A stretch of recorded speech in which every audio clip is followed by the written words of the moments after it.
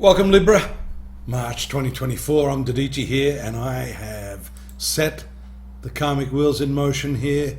Observe the position of the moon as it commences the month, debilitated in your second house of finances. Not great. There could be some concerns you have over finances. And I would support that by saying, because we see these four planets in your sixth house, Western astrologers consider this the debts that you may have. But let's have a closer look at this, because I think superficially, yes, there are debts, but this also is a key, Libra, to how you can perhaps overcome those debts. And that is because this sixth house also has a lot to say about the methodology of your life, the systems you have in place, of course the type of environment in which you work in. The 10th, the 2nd and the 6th, this water triangle in your horoscope, references your work, your profession, the type of people you work with, the work that you want. And it's a month of transformation. We see the moon taking that energy of Pluto around the 8th, mixing it up with the energies of Mars on the same day. So there's a lot of transformational and dynamic physical energy associated with this. Fifth house is sometimes considered sport.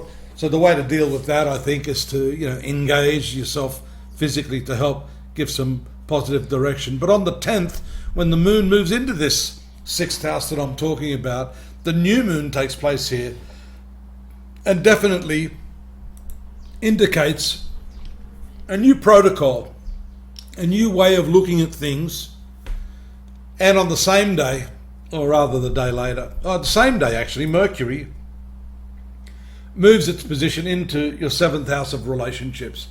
This is very much a communication with the general public, becoming more aware of your surroundings, and also communicating more to your meaningful other if you're married or you have a committed relationship.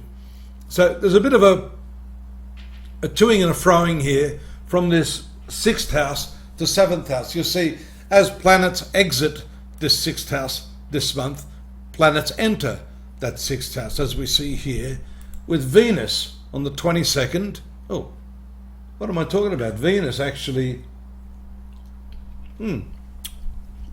Venus does move there.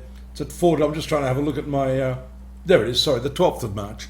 I'm getting ahead of myself because it actually moves rather quickly through your horoscope. Here we see the Sun-Saturn combination providing you a really strong sense of discipline and focus and commitment and planning, which is what I said is essential if you're wanting to escape the debt trap.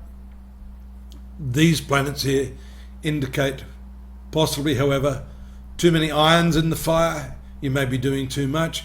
You're probably trying to acquire money from several different sources rather than focusing on one specific thing that you're good at.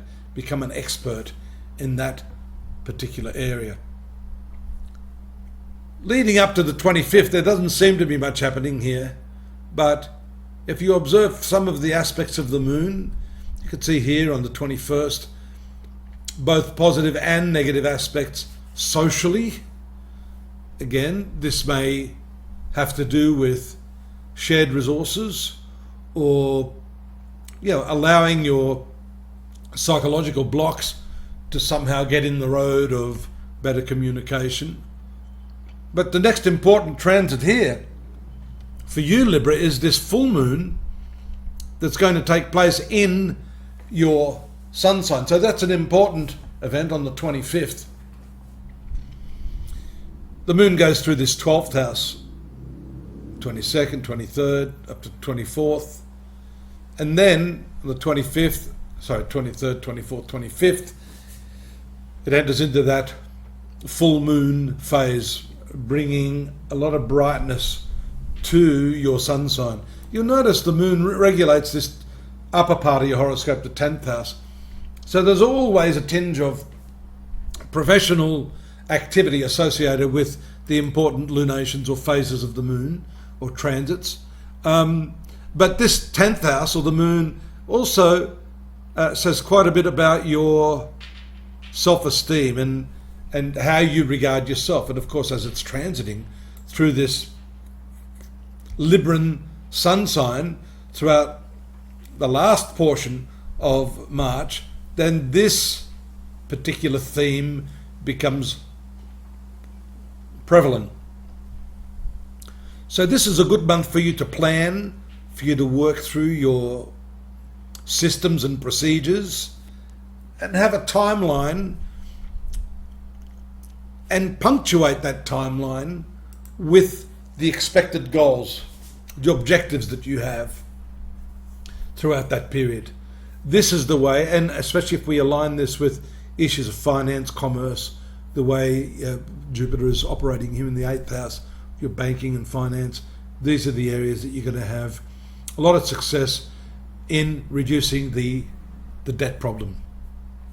There's more on the month of March. If you'd like to pop over to astrology.com.au, follow the links that we've inserted there.